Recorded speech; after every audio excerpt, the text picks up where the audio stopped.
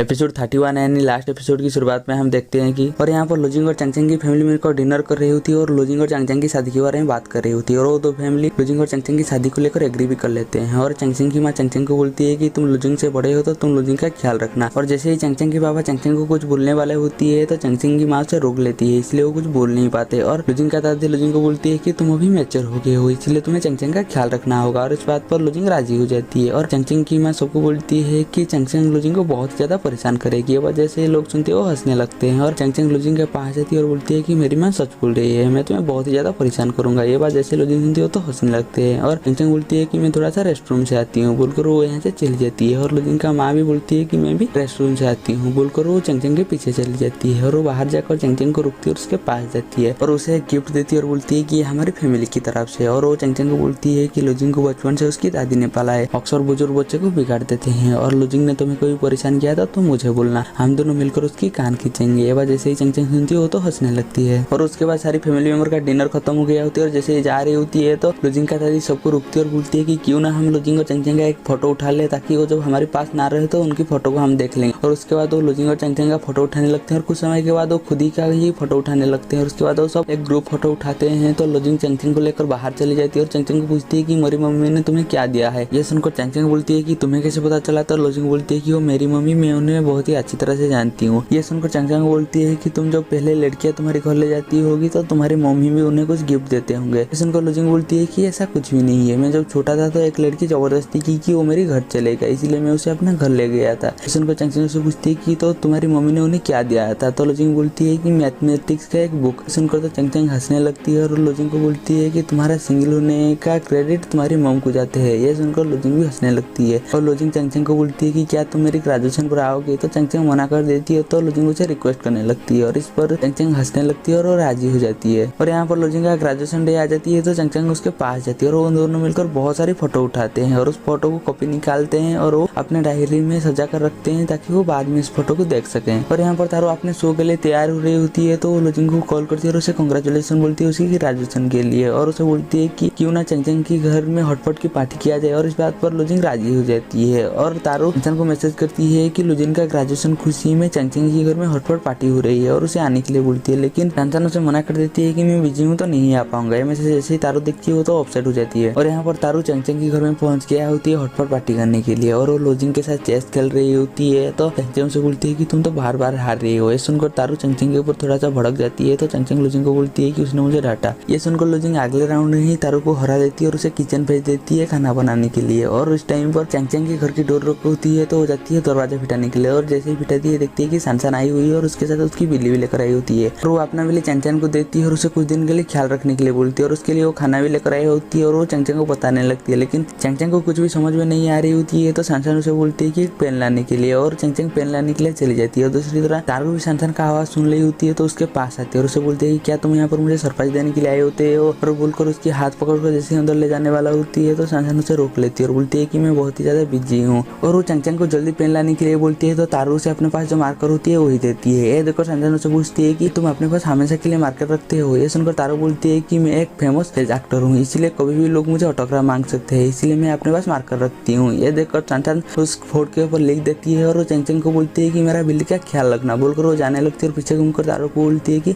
बिल्ली का खाना मत खा लेना बोलकर वो यहाँ से चली जाती है। और उसके बाद तारो आ जाती है और चंगचंग और लुजिंग के पास बैठा हुआ होती है तो पूछती है कि सनसन अपनी सामान तुम्हें क्यों देकर जा रही होती है। और यहाँ पर जैसे ही चंगचंग कुछ बोलने वाला होती है तो लुजिंग उसे रोक देती है और बोलती है कि ये सनसन की तरफ से तोहफा है। ये सुनकर तारो से बोलती है कि वो तुम्हें तोहफा क्यों दे रहा है। तो लुजिंग से बोलती है कि सनसन यहाँ से जाने वाला है। ये सुनकर तारो तो बहुत ज्यादा शौक हो जाती है और वो सनसन से बात करने के लिए भागते हुए जाती है तो देखती है कि सनसन टैक्सी में बैठकर जा रही होती है तो उसकी टैक्सी का फॉलो करती है, लेकिन वो टैक्सी चली गई होती है इसलिए वो बहुत ज्यादा थक गई होती है तो वहीं पर खड़ी हो जाती है। तो अभी देखती है कि उसके सामने सनसन है और सनसन तारो के पास आती है और उसे बोलती है कि जो कहना है जल्दी कहो नहीं तो मैं यहाँ से जा रही हूँ। ये सुनकर तारो उसे रुकती है और बोलती है कि तुम कुछ सामान मेरे लेकर जा रही हो। ये सुनकर सनसन उसे पूछती है कि क्या। तो तारो से बोलती है कि मेरा मार्कर पेन। ये देखकर सनसन चारों तरफ से ढूंढने लगती है और वो अपना मार्कर पाती है लेकिन उसे देती नहीं। और तो तारो सनसन को बोलती है कि क्या तुम्हारी जाना जरूरी है। ये सुनकर सनसन बोलती है हाँ। तो तारो से बोलती है क्या तुम यहीं पर रोक नहीं सकते। सनसन बोलती है कि क्या तुम मुझे कह क्यों नहीं देते कि तुम मुझे पसंद करते हो, नहीं तो मैं यहाँ से जा रही हूँ। ये सुनकर तारो तो बहुत ज्यादा घबरा जाती है और सनसन को बोल देती है कि मैं तुम्हें पसंद करती हूँ। ये सुनकर सनसन बहुत ज्यादा खुश हो जाती है लेकिन तारो बहुत ज्यादा शर्मा रही होती है और सनसन तारो के पास जाती है और उसकी गाल पे हाथ रखती है और बोलती है कि मैं जल्दी आ जाऊंगा बोलकर यहाँ से चली जाती है। और तारू तो बहुत ज्यादा खुश हो रही होती है कि सैनसन ने उसकी प्रपोजल एक्सेप्ट कर लिया होती है और इसीलिए वो बहुत जोर से पीछे से सैनसन को आई लव यू बोल रही होती है। और ये सुनकर सैनसन भी बहुत ज्यादा खुश होती है और तारू भी बहुत ज्यादा खुश होती है। और यहाँ पर लोजिंग 6 महीने के लिए पढ़ने के लिए बाहर चली गई होती है और चैंगचैंग भी अपने काम पर बहुत ज्यादा बिजी हो गई होती है। और एक दिन अपना काम खत्म करके जैसे वो घर के पास पहुंचती है तो देखती है कि बर्फबारी हो रही होती है। और ये देखकर काके बोलती है कि अगले साल बिल्कुल इसी दिन बर्फबारी हो रही थी। ये सुनकर चैंगचैंग को याद आ जाती है कि अगले साल वो लोजिंग के साथ स्केटिंग करने के लिए गया होती है और उसी दिन लोजिंग का बर्थडे भी होती है। और वो घर में आ जाती है और लोजिंग को मैसेज करती है कि मैंने तुम्हें जो बर्थडे गिफ्ट भेजा था क्या तुम्हें वो मिल गया। तो लोजिंग मना कर देती है। ये सुनकर चैंगचैंग तो बहुत ज्यादा परेशान हो जाती है। तो लोजिंग बोलती है कि मैं बर्थडे तुम्हारे साथ मनाऊंगी इसलिए मैं तुम्हें मिलने के लिए आ रही हूँ। ये सुनकर चैंगचैंग तो बहुत ज्यादा खुश हो जाती है और वो लोजिंग को लेने के लिए एयरपोर्ट जाने के लिए निकल जाती है। लेकिन काके उसे रोक लेती है और बोलती है कि अभी भी फ्लाइट पहुंचने के लिए 17 घंटा है। ये सुनकर चैंगचैंग तो रुक जाती है लेकिन वो बहुत ज्यादा खुश हो रही होती है कि लोजिंग उसके पास आ रही है। पर यहाँ पर लोजिंग जैसे अपने फ्लाइट में चढ़ती है तो देखती है कि वो जेहन के बगल में ही बैठा हुआ होती है और वो जेहन को हेलो बोलती है और जाकर अपने सीट में बैठ जाती है।